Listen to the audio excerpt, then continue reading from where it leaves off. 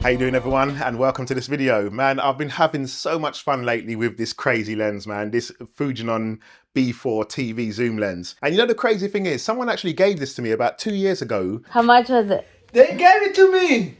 But I just threw it in a drawer because I just thought it was some old lens which I wasn't going to bother use. And years ago, I was into that sharp footage, you know, that 6K and 4K high resolutions type stuff with the really sharp lenses. But as time's gone on, I've kind of gone into more of a, I like more character and softer, cleaner looks. So when someone messaged me the other day about some zoom lenses they're going to buy, I thought, oh, you know what? I've got one of those in the drawer. So pulled it out, dusted it off and tried to find the model number because there's no model number on this one. But I believe it's the ZA17x7.6 and they range from about £2,000 upwards. So the price really varied on this lens. But once I got it all working, man, it was absolutely crazy. Like, if you keep watching my videos, you're going to get sick of zooms. Trust me on that. But yeah, man, it's been so much fun. So one of the things I had to buy was a B4 mount to micro four thirds so I could fit it onto my Eclipse. And the second thing I had to buy was a 12-pin port cable that goes in here. And then that would connect to D-tap as well, so I could get the power to the lens. There's a lot of buttons and stuff on here and ports and stuff, but there's only a few that I'm really interested in and that I'm using. So let me just show you what they are now.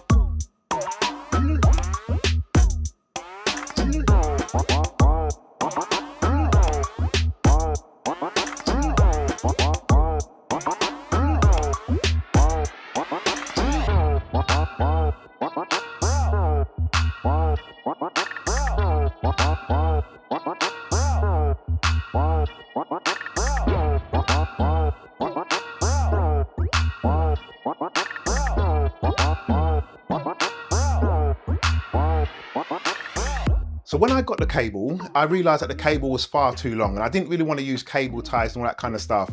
So me being the ghetto modder that I am, really ghetto, I just chopped the cable, soldered a piece together again, and then just put some heat shrink over it. And that gave me a much shorter cable and a much cleaner setup. To put the lens on my camera, I didn't want to go with a, you know, like rails and rod system because I like to travel light, you know, and the system is getting really big as it is already. So I got one of my mini Arca Swiss tripods and then put it along the bottom. And then from that tripod, I connected another tripod onto the bottom. And that also fixes onto the B4 mount adapter. So this means that I can have a nice clean light setup, fully supported and ready to shoot.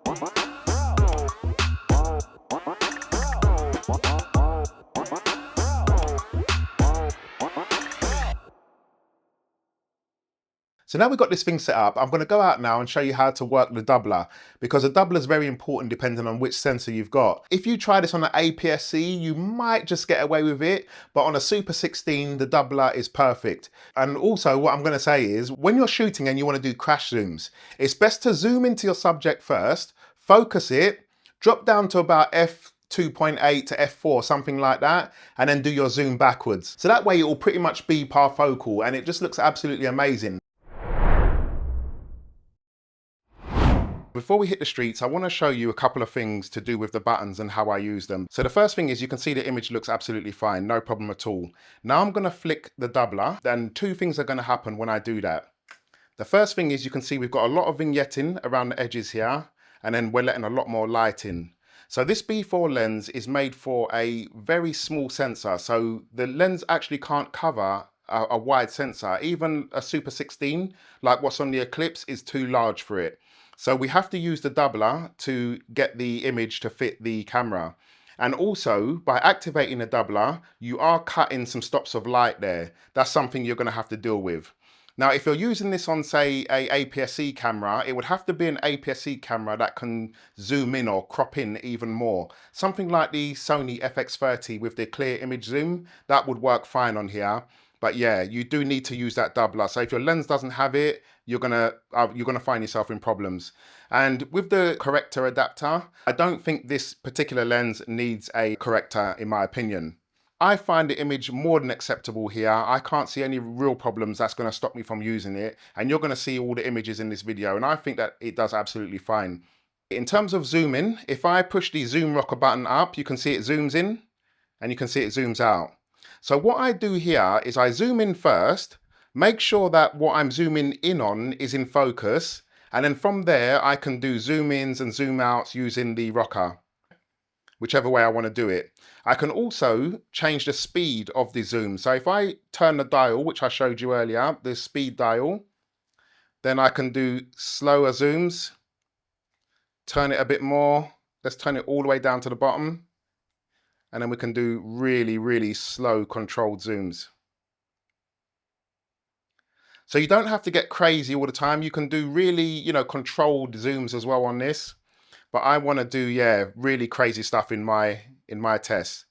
And then lastly, I want to show you the one push button zoom. So if I press this button here, you can see it zooms in, and as soon as I let it go, it zooms back out. Yeah? So that's the three main buttons that I use. So now we've got that out of the way, let's go out to the parks, let's go to the city, and let's do some crazy stuff.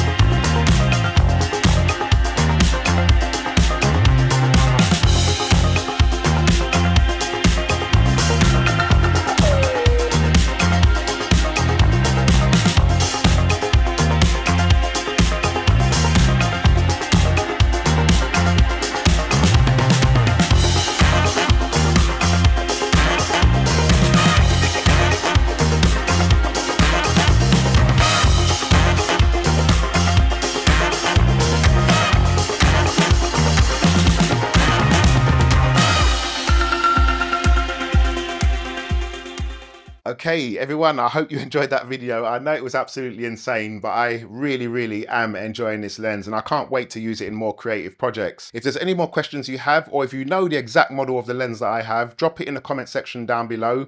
But stay tuned for more videos like this because we're taking a totally different viewpoint and a new way of shooting on this channel and hope to bring a lot of value to all of you. So thank you guys for watching and thank you who made it this far. Don't forget to like and subscribe and I will see you on the next one. Later.